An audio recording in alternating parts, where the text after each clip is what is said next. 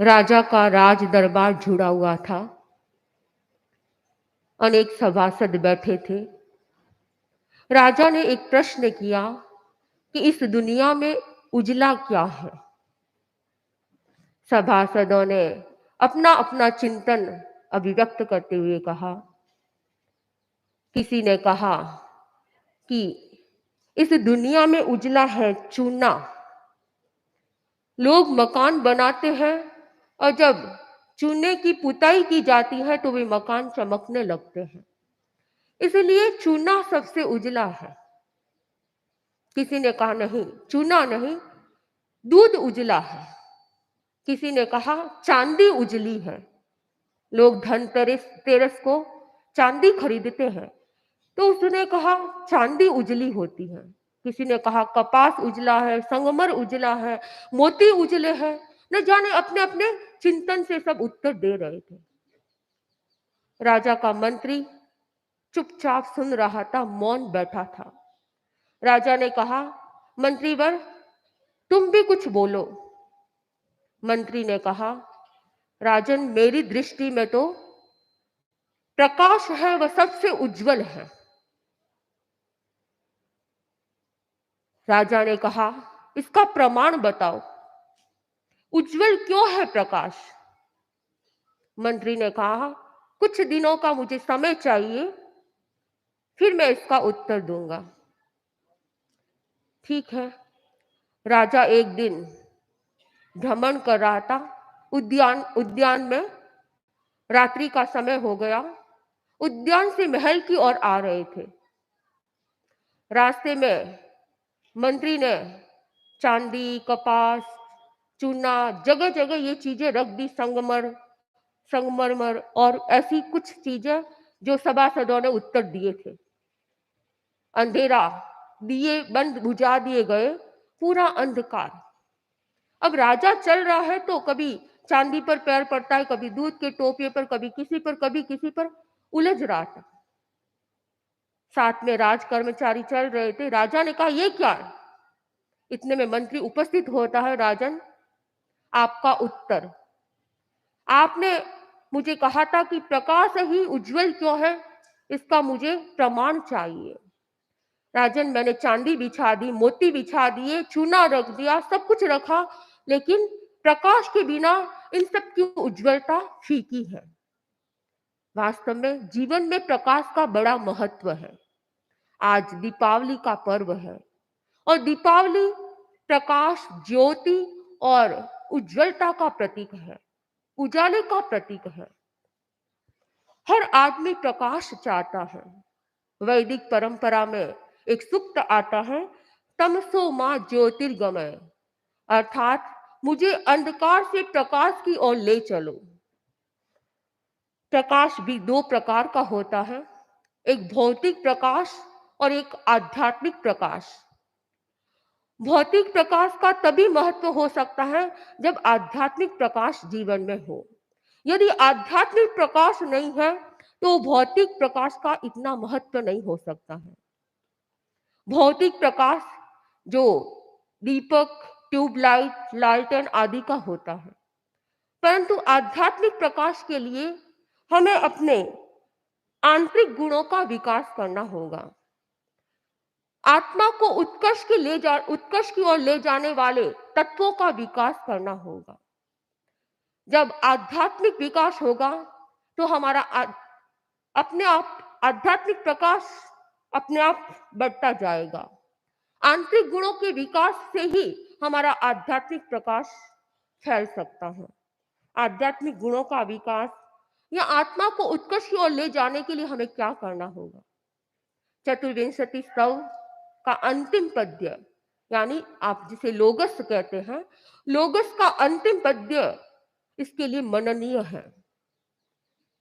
जो व्यक्ति इस भावना से अपनी आत्मा को भावित करता है, चंदेसु निम्मलयरा आईचेसु अहियं पयासयरा सागरवर गंभीरा सिद्धास सिद्धिं मम दिशन्तु, सिद्धा सिद्धिं मम दिशन्तु। इस पद्य में कहा गया, सिद्धों से मांग की गई है कि हे सिद्ध भगवान, मुझे सिद्धि का वरदान दे। चंद्रमाओं से भी अधिक मैं निर्मल बनूं, चांद चंद्रमाओं से अधिक निर्मल बनूं, सूर्यों से अधिक प्रकाशवान बनूं और सागर से भी अधिक गंभीर बनूं, ऐसा आप वरदान दें। हमें चंद्रमा से अधिक निर्मल बनना है। चंद्रमा से अधिक निर्मल बनने के लिए क्या करना है? निर्मलता के लिए जरूरी है कषायों को उपशांत करना। जब तक हमारे कषाय उपशांत नहीं होते हैं, तब तक निर्मलता उत्पन्न नहीं हो सकती है, हमारी आत्मा निर्मल नहीं बन सकती है।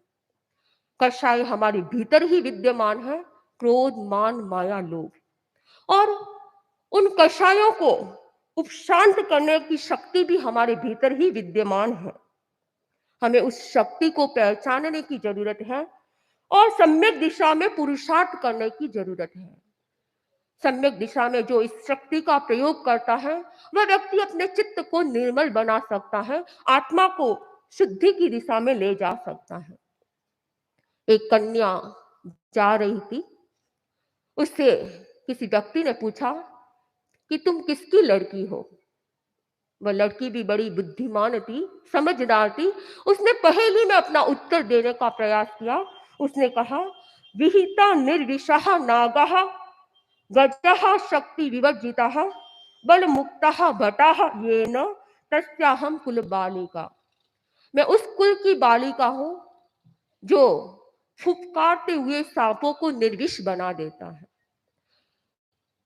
और जो मद युक्त हाथी है, बड़े बड़े हाथी, उनको भी मद रहित शक्तिहीन बना देता है।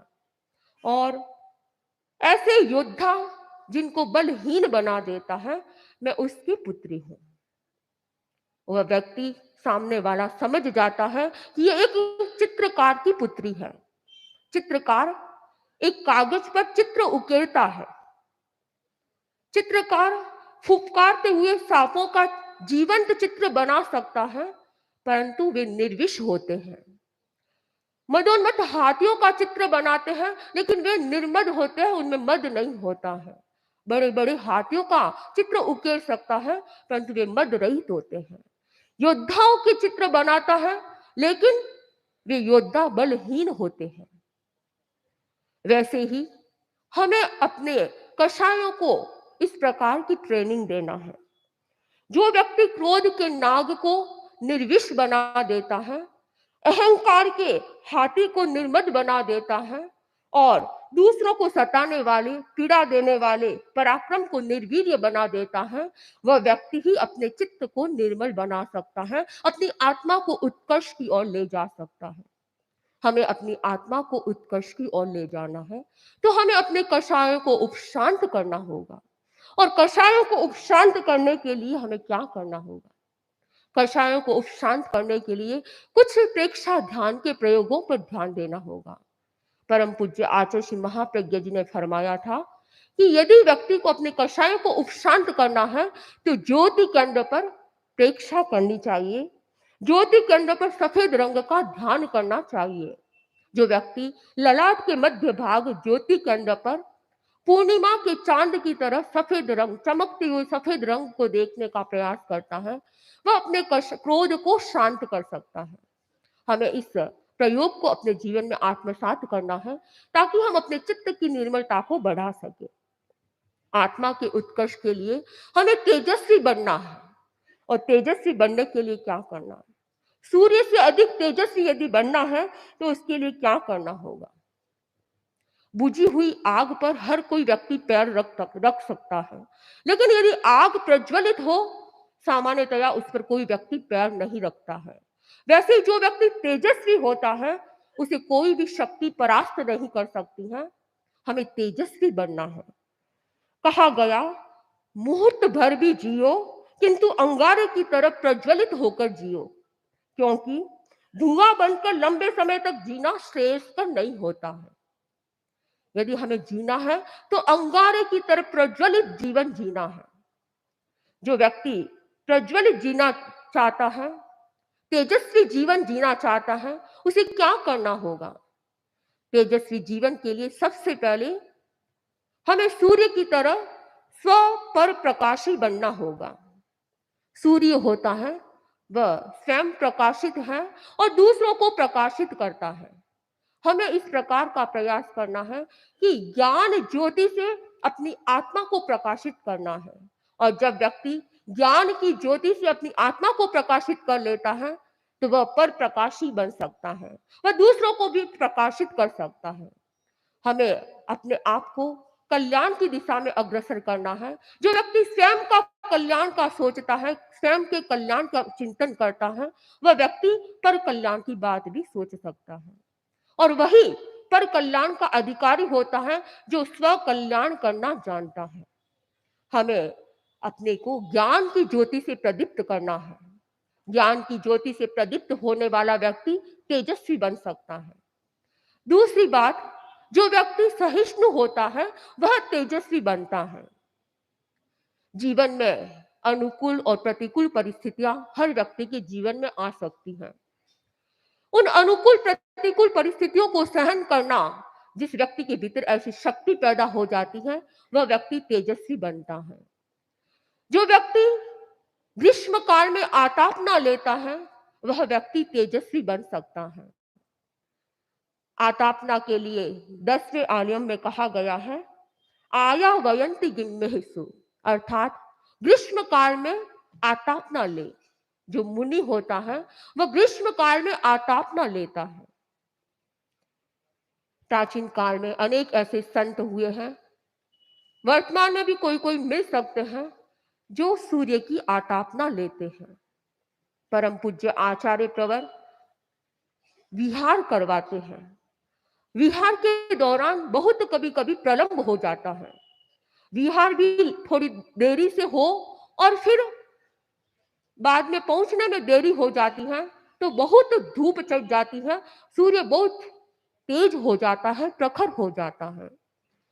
एक बार आचार्य प्रवर से साथियों ने निवेदन किया कि गुरुदेव, इतनी देरी हो जाती है और पहुंचते पहुंचते बहुत तेज धूप हो जाती है, आचार्य प्रवर थोड़ा जल्दी विहार कर ले तो ठीक रहेगा।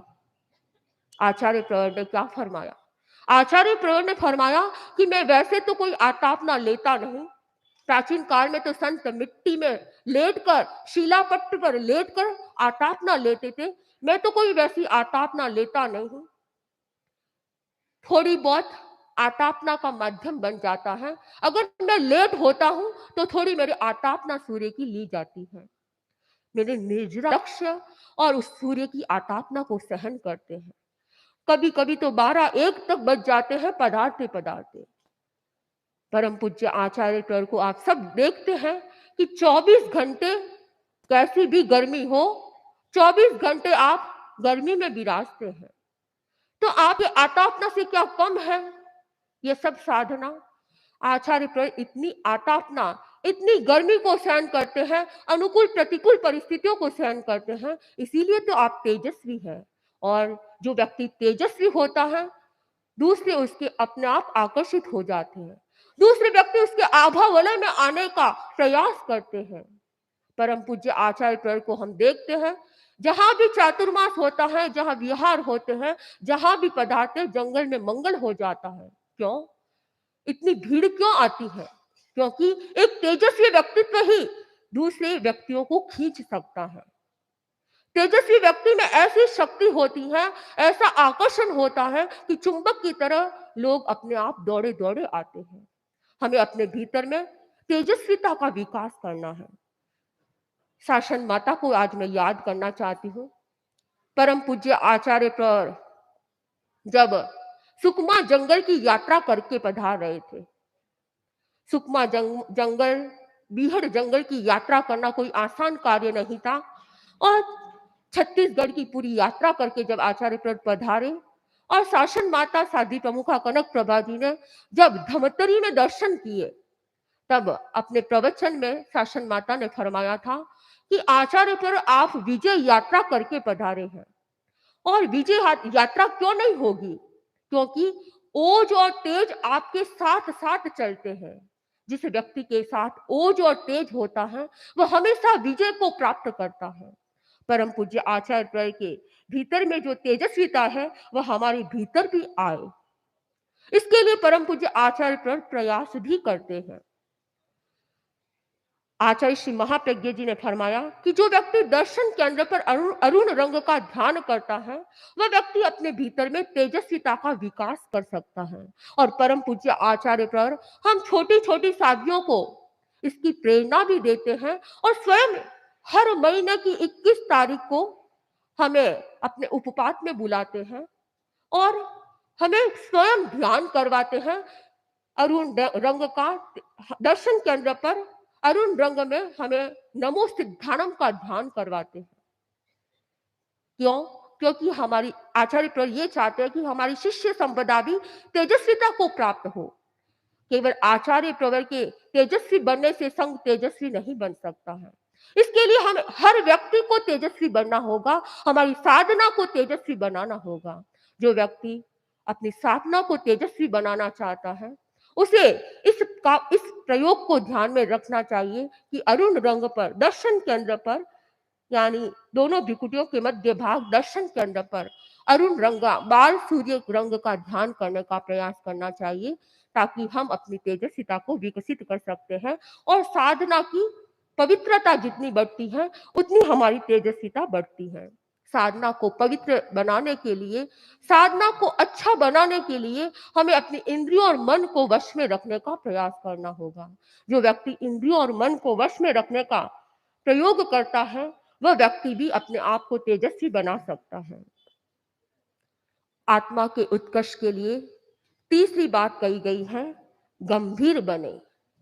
गंभीर बनना है। कैसे गंभीर बनना है? सागर से भी अधिक गंभीर बनना है। सागर में गहराई होती है, गंभीरता होती है। जहां गहराई होती है वही जलपोत बड़े बड़े चल सकते हैं। सागर में गहराई होती है, गहरा पानी होता है, इसलिए बड़े बड़े जहाज इस पर चल सकते हैं। गहराई के बिना जलपोत सागर में नहीं चल सकते हैं। गंभीरता के बिना जीवन के सागर में भी व्यक्ति को सफलता प्राप्त नहीं हो सकती है। इसलिए हमारे जीवन में गंभीरता का विकास करना है, गहराई का विकास करना है। जहां गंभीरता होती है वह व्यक्ति बात को पचाने की शक्ति रखता है। कुछ ऐसी भी बातें होती हैं जिन्हें अपने भीतर रखने की जरूरत होती है। जो व्यक्ति गंभीर गंभीर होता है वही व्यक्ति बात को पचा सकता है। मंत्री मुनि प्रवर मगन लाल जी स्वामी कितने गंभीर व्यक्तित्व के धनी थे। 5 आचार्यों के शासन काल में सेवा की, परंतु कितनी गंभीरता। हर एक आचार्य के दिल में अपना स्थान बनाया। जिस व्यक्ति में गंभीरता होती है वही संघ हित का चिंतन करता है और वही संघ को आगे बढ़ा सकता है। हमें भी अपने भीतर में गंभीरता का विकास करना है।